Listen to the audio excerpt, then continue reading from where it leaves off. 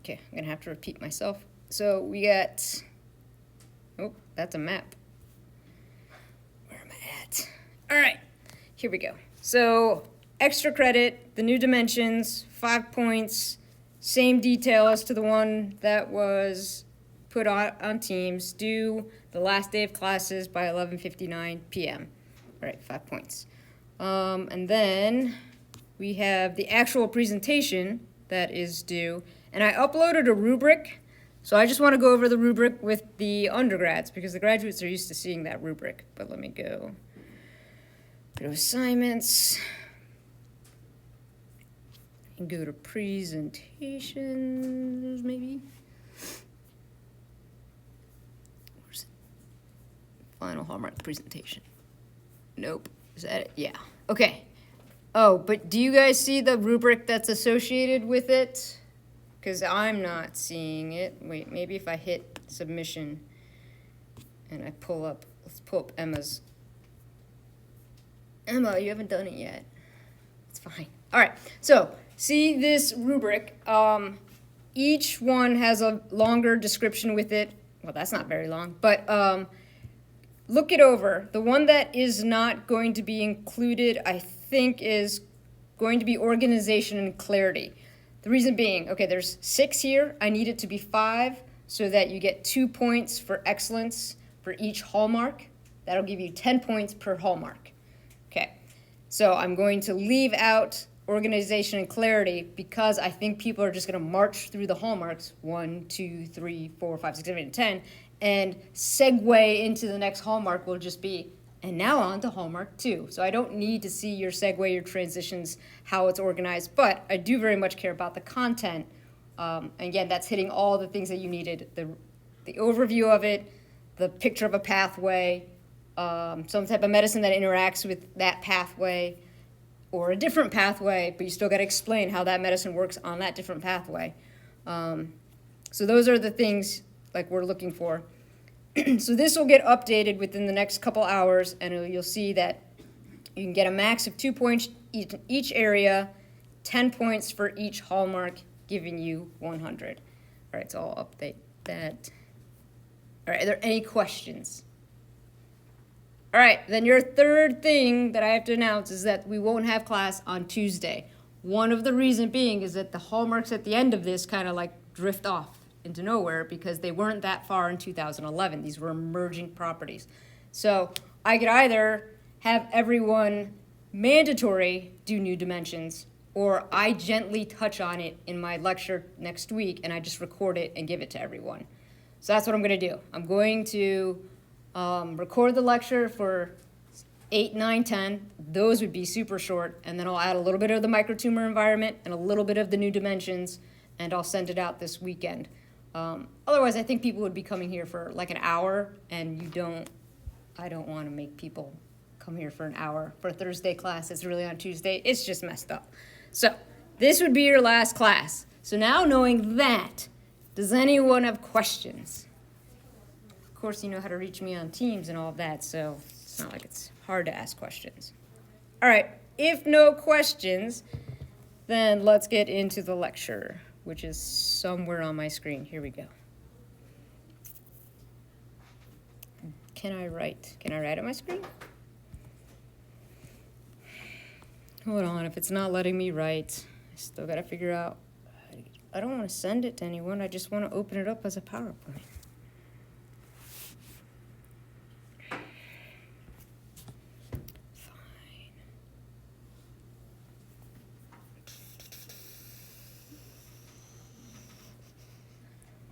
Okay, now we're better, or not. If these images don't show, okay, great. Not that this image was important. Slideshow, from the start. All right, hallmarks, cancer, 6 and 7. Move this stuff out of the way. All right, so activating invasion and metastasis. So this is the cancer that was a tight ball is now starting to move. And we've got just some stats from another paper. So it's really when that primary tumor starts to move is when the mortality rate of cancer goes up. So if we can stop the movement of these cancers, even though they're morphologically starting to look like a cell that moves. If we can stop it there, then the mortality rate, the mortality incidence of cancer would go flying down, which means like less people would die, okay, if we focused more on activation and metastasis than any other part of the tumor progress. All right, so what does it mean to be invasion or be involved in invasion? Really, we're looking at the top figure, which is showing us a ball of cancer cells. So that's the cancer. This, just think about it. It's going to be simplest to think about it as epithelial tissue. So we'll say it's epithelial tissue. The cancer itself may also be epithelial in nature. That makes the most sense if it's found within epithelial tissue. So if we're assuming this is a primary tumor, it is an epithelial tumor, that would be an instance of, say, any type of skin cancer. But of course, epithelial tissue is found throughout the body in our organs, lining our organs, so it could be another tissue, but thinking of it as skin tissue or skin cancer is probably easiest. All right, so we got the epithelial tissue, and then we have the basement membrane, which it actually says, so I shouldn't be rewriting it. Okay, but that is the connecting of the epithelial cells to the next layer. So it holds on to the basement membrane, and then the basement membrane attaches to the next layer. This is usually reticular tissue. So we got epithelial tissue, epithelial cells. They are held on to the basement membrane. Everything is not moving. And then the layer below, which is like the dermis, is usually reticular tissue. And everything's held again into place by other fibers, but also connected to that basement membrane. All right. One of the first things that happens that we don't have the slide is that the cells that are cancerous start to change the way they look. I do have slides on that, but that's like the first big thing is that they start to change how they look, and they're going to look more like a mobile cell. Not like a cell phone, because that's what I just said, a mobile cell. Okay, a cell that can move, that is inside our body. It starts to move down, and you can see it's made its way through the basement membrane, and now it's in that reticular tissue. And we've got some things that are being noted in what will enhance this movement. So up top, if our tumor suppressor genes are not working, then that's going to help the formation. And then down below, some big things to note, more things that we'll talk about, are MMPs. Remember, those are the proteins that like to chew away at the basement membrane. So MMPs have to come up. We have to start secreting those proteins for a cancer to move. And then we've got a protein here called E-cadherin. Cadherin, let's see if I can zoom in. Cadherin is really important when it comes to these cell-to-cell connections. There's different types of cadherins. We'll talk about some of them. But as far as motility goes, we got to suppress tumor suppressors yes, a suppression of the tumor suppressors would have happened. Then you increase the levels of MMPs and modulate the cadherins, and that will start movement into the lower dermis tissue. Okay, so that's invasion. Here's more of what we're looking for with invasion. So we've made it into the reticular or the dermis. So now we're in the dermal layer. But things might happen even before that cancer gets to the dermal layer. And what it would have been is they would have started secreting angiogenic molecules to try to get a blood vessel close to it. So it's a cancer up top. It's starting to move to that basement membrane. This is going to take a while. So while it's trying to move, it's also sending out signals to blood vessels nearby going, why don't you meet me halfway? Why don't you start growing up towards me? I'll come down this way and we'll meet, okay? And so we've got invasion of blood vessels that normally wouldn't be there. You're starting to create a cavity within this migration. And then we have what's known, so now let's say it's made it into the bloodstream. So we've got that invasion through the tissue. It's now migrated into the blood vessel. So now it's moving around, right? It's like flying around, it's going to every area that there's a blood vessel, but at some point it's going to stop. And this was a question on your exam that you should have missed only like half a point. So make sure, when you check your exam, make sure you only missed half a point for this question. When I asked, your patient has breast cancer, where do you first check for if it's metastatic or whatever my question was?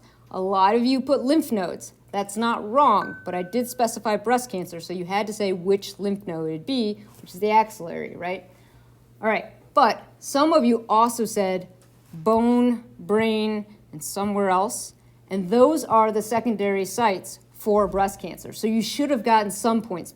And that's what's happening here. In this cancer, it needs to stop moving at some point to find its secondary site. So once it's made its invasion into a blood vessel, free floating through the bloodstream, it will stop. So it'll arrest and stick on to that blood vessel to where it wants to now leave the blood vessel. So that would be called extravasation, is leaving the blood vessel. Coming into the blood vessel, is intravasation. So invasion, intravasation, arrest, extravasation. And now it just sets up home in a secondary place. Okay, so the exact opposite things kind of need to happen as it comes out of the tissue, or comes out of the bloodstream into the tissue. All right. So one last time, we've got invasion, intravasation, then you've got arrest, extravasation, and then setting up in your new home. I don't want to end. Play. All right, another figure. This is just a bunch of epithelial cells stuck together. So again, think skin cells. It was easiest to base this off skin. I think there are some slides about colon cancer, but again, think skin. So remember that our skin is waterproof and it needs to be not rippable. We don't like our skin, if we put pressure on it, it does not rip. I mean, it will. At high forces, you can rip your skin open. But there should be really strong connections that are going through here. So in this figure, I see some different connections. Most of what we need to be concerned with are these things called desmosomes. They are connections between one cell to the other. But also just see that there are other adhesion proteins that are sticking up top. We've actually got adhesion proteins sticking on the bottom that you don't see, and those are connecting to the layers above and below it. So we've got connections to each side, and you should have connections above and below, assuming this isn't the top layer. Those connections all have to be broken in order for a cell to start migrating down through the epidermis into the dermis. So the first thing we have to do is figure out how do we break those connections so that it can start moving. All right, so let's look at the different connections that are involved. We've got gap junctions. I think everyone is more familiar with gap junctions. We see them in the heart. They allow quick movement of something from one cell to another cell. Okay, so these are channels. These do not play a big role in cancer. If you upregulate or downregulate gap junctions, you're not going to see a higher incidence of cancer. So gap junctions don't play a big part in invasion. Tight junctions is more like sewing one cell next to each other, and this is to make it waterproof so stuff doesn't leak between them. We see 10% of these type of tight junctions when something's wrong. Oh, you can't read my 10%.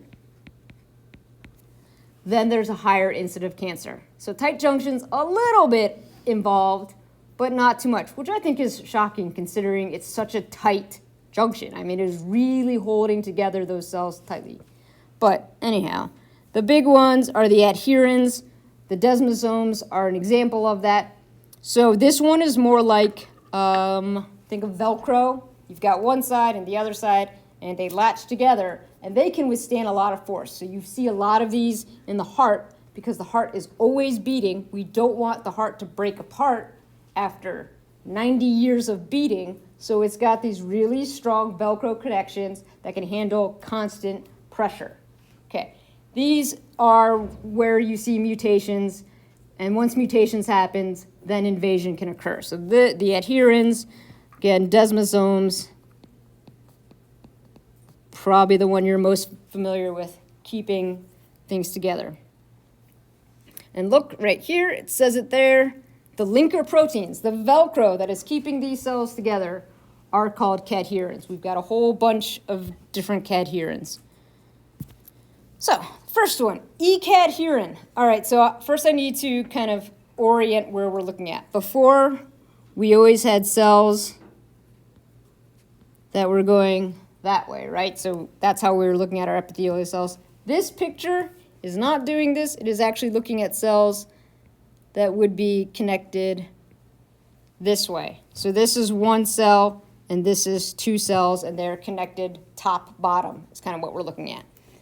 Big thing to take home, though, is that it is E-cadherin that is holding the cells together.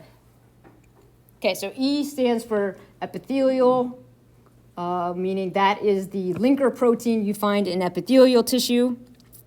It's probably our most studied cadherin, one, because it is epithelial and it's so easy to get a sample of skin.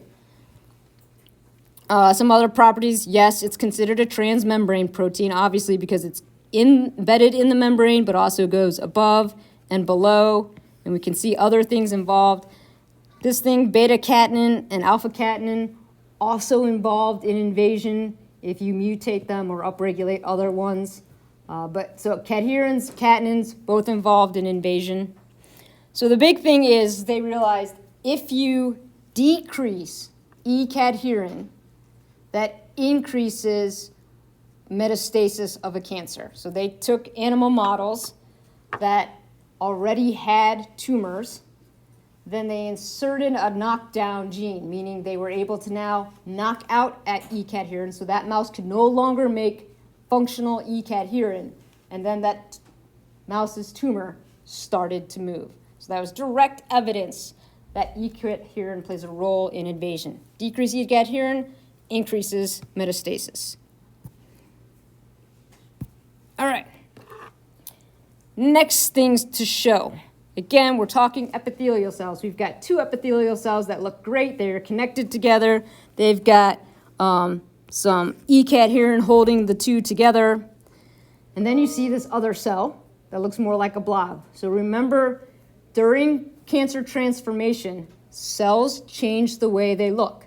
So now we've started to change the way this cell looks. It's going to look more globular, maybe more like a phagocyte that's trying to move around and find something to eat. So it is now going to increase its number of filaments for movement. It's changed its shape so it can be more amorphous if it needs to get into a tight place. And what we call this transformation from a regular epithelial cell to something else, and we'll explain what it turns into, is called EMT. So that is epithelial mesenchymal transition, which you probably can't see very well, but it's right here. EMT is epithelial mesenchymal transition. Okay, epithelial we know, skin. Mesenchyme.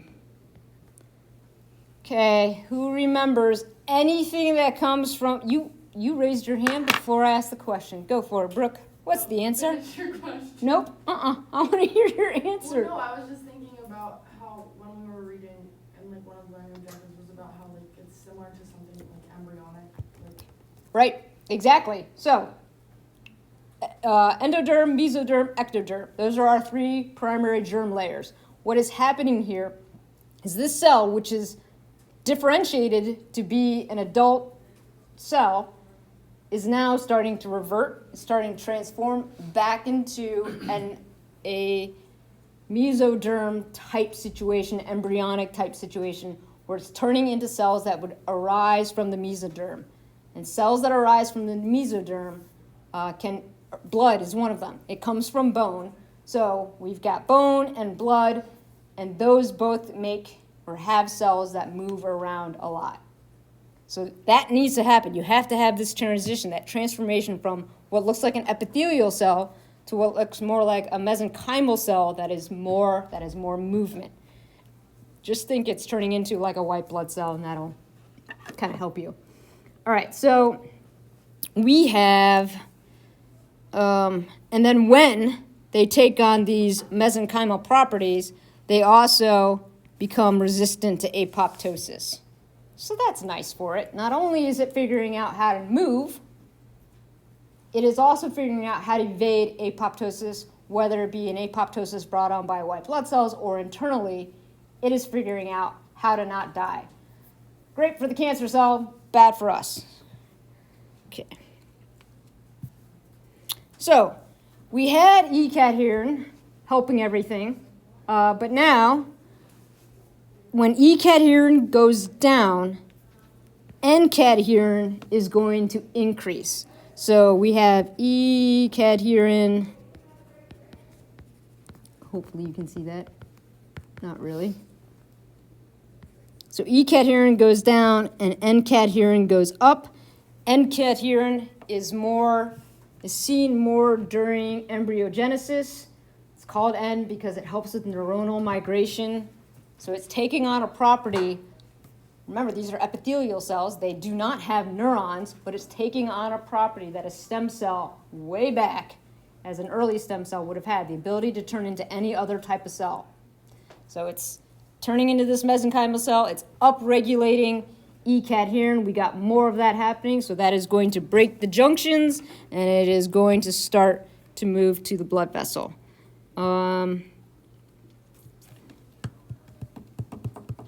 Yeah, okay. Other things that we will see that comes along with breaking through that basement membrane. We already talked about MMPs. So they are the ones that are going to break that bottom basement layer and get in. But then we've got a couple of cool sounding proteins. So we got snail and slug. These are just scientists having fun with naming. Probably one lab named it snail and the other lab's all, frick it, we'll just name it slug. Anytime you have dysregulation of these, they are the ones that are playing with E-cadherin, catenins, all the things that are holding cells together, they are involved with. What causes them to activate is because we've created a hypoxic environment. Remember, cancer cells growing super fast from the beginning don't have the blood vessels that they need to keep growing and dividing, but they're not stopping. So they create a hypotoxic environment which upregulates all of these transcription factors, which will cause changes in catenin and other E-cadherins, so that it is going to cause this epithelial mesenchymal transition. Okay, so that's just telling you a bunch of transcription factors super involved in this transformation. And again, resistant apoptosis and starting to move. Now, we need all these for wound healing. So we can't get rid of them, just can't knock them out, because we need them if something happens to us and we need to repair a wound. So they're vital to our regular life living. All right.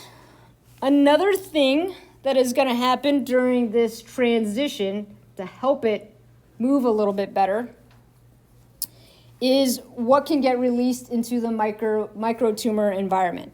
So we have this little chemokine. Remember, chemokine is just a cellular signal, some little tiny protein that is released in the microenvironment. And it can get released by the cancer stem cells in the area. It can be released by the tumor itself. Nonetheless, when you start increasing this CCL5 into the microtumor environment, that is the signal to tell the cancer to start moving through. So that is the signal for invasion. If the microtumor environment didn't have CCL5, then that invasion would likely be much, much slower. And it's just that the way all these cells are interacting causes the release of this CCL5, and then it's like, sweet, that happened, now I'm going to go and break through the tissue. Again, we're seeing resistant to apoptosis. We're going to use energy differently. Cancer cells don't use ATP that well. They use more short-term energies. So now we're moving, we're starting to move, but it'd be better if we looked like a macrophage. Those ones that can put out arms and try to grab onto things, it would end up eating something. What the cancer tries to do is just call in tumor-associated macrophages and have them help, or it actually starts to look like a tumor-associated macrophage. So we got two things. The TAMs will release signals to cause that invasion, or the cancer itself will start to look more like a macrophage. Let's see, is there anything else to note? Nope. Okay, so tumor-associated macrophage is very important for invasion. And you can see here a tumor-associated macrophage releasing MMPs. So you can imagine once it releases all of those, the tumor can move easier through the tissue. All right, this is just, again, showing you what's going to happen with the cell moving. But we've added on another step. So we have invasion. And in order to do invasion, we got to change you from an epithelial cell to a mesenchymal. Great. Now you've broken into the bloodstream, so you can see the cells moving through the bloodstream. And again, it needs to stop somewhere. It's going to decide to stop, arrest an extravasation, exit the bloodstream, and land in a second site. So look at what's happening to these proteins that we just talked about. To move, all these proteins came up. To stop it, all those proteins come down. So somehow that cancer cell and that microtumor environment figures out, here's the proteins I need to move. Then, after it's done traveling, it figures out, here's the proteins I need to shut down so I can live in my secondary site. I'm not quite sure if we knocked out all those proteins, would our cancers just stay in our bloodstream, just circulating? I don't know. But it'd be interesting. I don't know that you could ever figure this out. Not in a human. In a mouse, maybe you can knock down these and see if the cancer just stays circulating and never goes into tissue. Anyhow, okay. So that's that. And then what we call being a metastatic site and staying forever, we call colonization. That kind of makes sense. Build colonies of these tumors. Okay, here we go. More fun stuff. Now, primary tumor has gone into the bloodstream, has decided it wants to set up camp in the next place, so it has a secondary site. So we say it's metastatic, and then it has landed in a new home. So this is showing you a couple things that can happen. Depending on, and you know this already because you answered it in your exam. When you remove a big tumor surgically, that's great, but you also know that microtumors would be left behind. What it's kind of trying to tell you at this point is sometimes you can get a clean bill of health after you've done all your chemotherapy and everything, and these metastatic microtumors can lay dormant for decades, which is so incredibly rude for a tumor which you think is gone. Everything checks out, great. And they're just sitting there waiting for the environment to change again to start activation. So, and again, they figure out how to become dormant but still alive, waiting for the different type of microtumor environment. So, but what's going to cause that? Remember, it has to be some type of change that's happening in the person to cause those microtumors that have been dormant to ramp back up. And here they're saying epigenetic changes, which I'll go into in a second, but you've got also If your immune system has changed, which it does when we age, angiogenesis is something turning that up, which can happen when you have heart issues. You might get an angiogenic drug to help deal with the blood vessels in the heart. And then again, if your microtumor environment has changed. All right, so here, you can just read that fact because I don't feel like reading.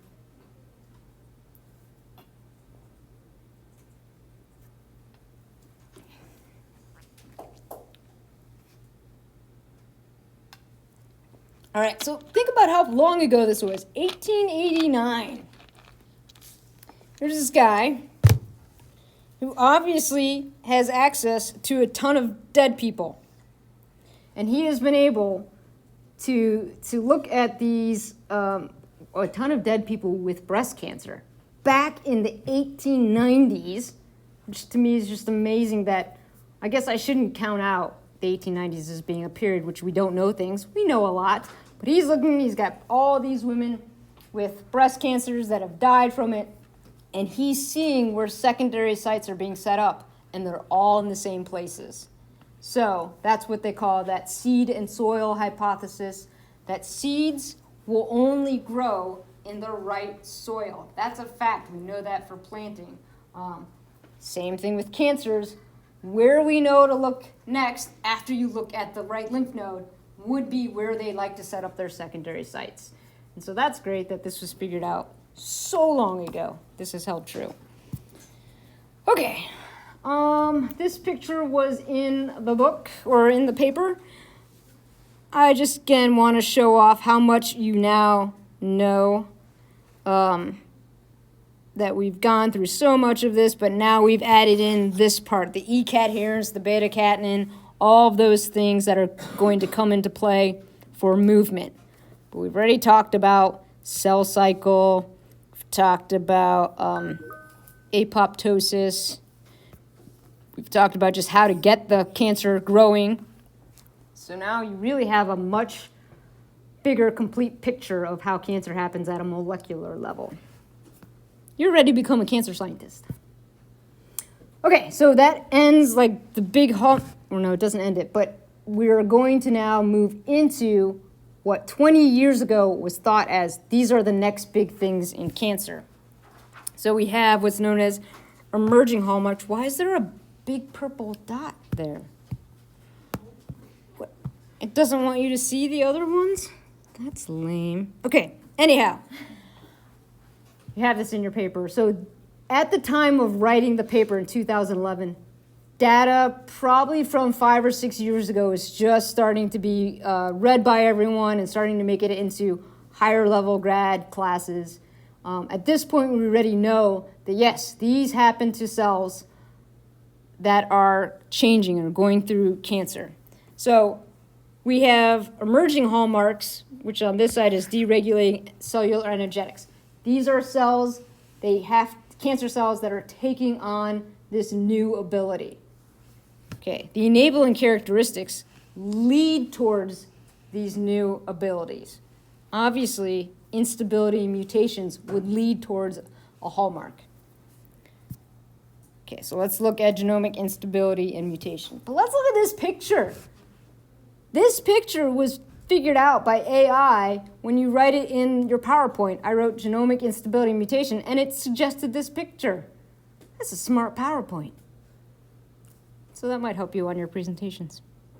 Also, you can't do this in flasks, or what are these tubes? This is a fake picture. There's no way you could have DNA laid out in a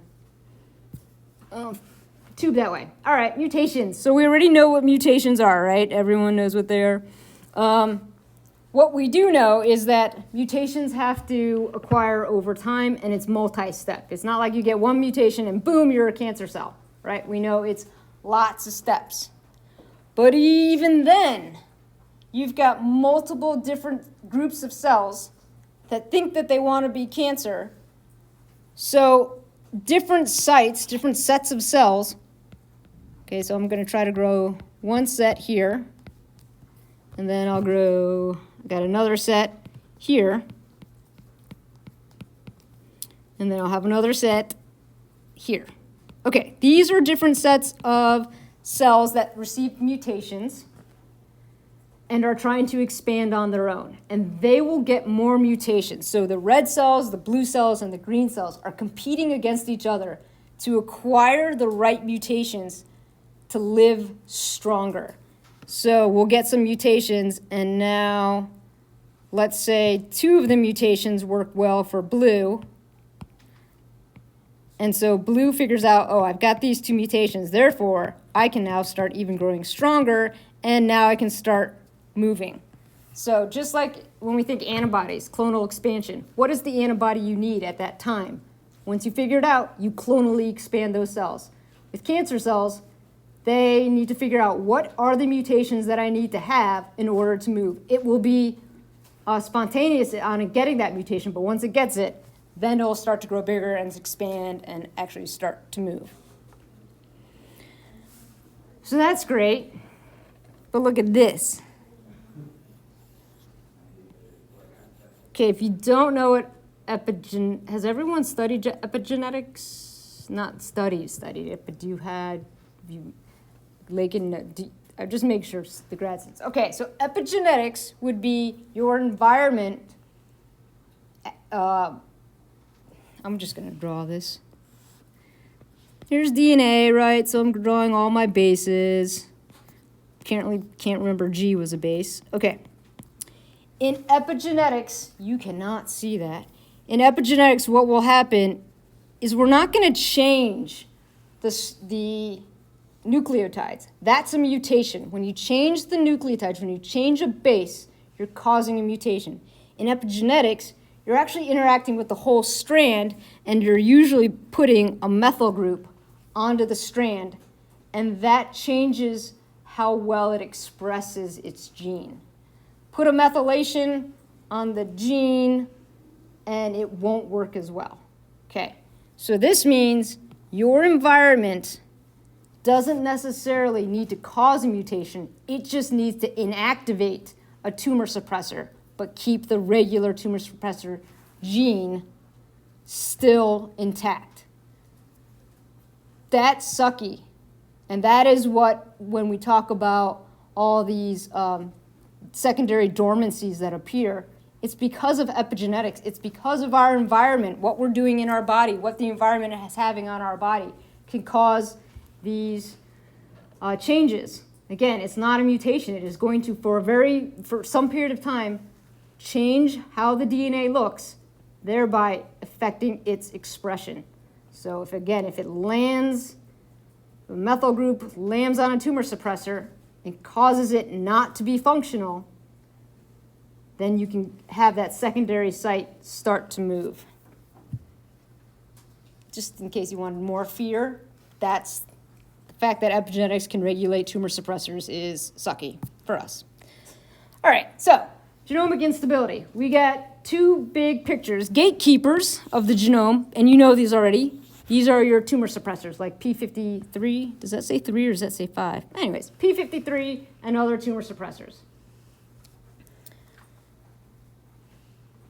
What these like to do, if we have caused the mutation in P53, so now let's say we've caused a mutation in P53, it now makes the cell more sensitive to any type of mutation that might come to the area, or mutation agents, mutagenic agents. So for instance, sun cancer, right? Skin cancer that happens from the sun. If our P53 has acquired a mutation already, remember we got the 1-2 hit hypothesis. Let's say we're 2 hits right here. Now it's making your cells more reactive to the sun. So it figured out how to I'm just going to increase more mutations, or the rate of mutations. Okay, so that's bad. And then we get these, the caretakers of the genome. These are the proteins that are helping not stop the cell cycle, but once they see damage, they're going to repair that damage. Okay, so the gatekeepers of the genome should stop synthesis of DNA because something's wrong. And they're going to tell the cell, stop, you're not moving on. Caretakers of the genome are the ones that, after the stop has happened, they come in and go, I'm going to repair all this. If both of those are working great, then you're not going to have cancer. But when one of those things can mess up, then we're going to increase genomic instability, and maybe you'll get cancer. Okay, so that's just an idea of what it looks like there. You've got some oncogenic damage happening. Caretakers do the repair. Gatekeepers stop the cell cycle. If this was to continue on and on and on, and we ended up mutating gatekeepers and caretakers, that's when you end up with those malignant phenotypes. Okay, so all we've learned is just some new verbiage, caretakers versus gatekeepers. And then there is, what does this do? Ooh, where's it going? Okay, so what we've been able to do over time is look at people's cancers. So there is a date. I want to say there was a certain date. 2011 is when this paper was written, and they say in it, soon, very soon, we will have complete genomes of cancers, right? But that was actually happening from this group in 2007. But I get why they didn't say, like, we have lots. So people have been donating their tissue of their specific cancer, and then we figured out their genome from it. And that's great because it kind of tells us more about what are some of those genes for cancers that are hereditary, like breast cancer, BRCA1, BRCA2 genes, things like that. But then it's also looking on, you can look at subsets of people from Asia versus America versus age, things like that. So having the whole genome is great. We can make these comparisons, but even more so important is that precision medicine is what comes out from this cancer research. Every cancer is different. We have ideas of where the cancer is affecting the DNA, but still, because everyone's epigenetic environments are different. Everyone's 1-2 hit hypothesis based on hereditary can be different. So precision medicine that comes out from this Genomic Institute is huge. And in the future, we're all going to be based on precision medicine. Treatments for cancer. You have to know what mutation you have to see if that treatment will even work. And we know that certain races, some treatments won't work on them because they don't have the right mutation versus another race that does have that mutation. So it's very amazing to see personalized medicine come about in cancer, for cancer. I think that's it. Is that it? Was that the last slide? Okay. All right. We're done. I will send you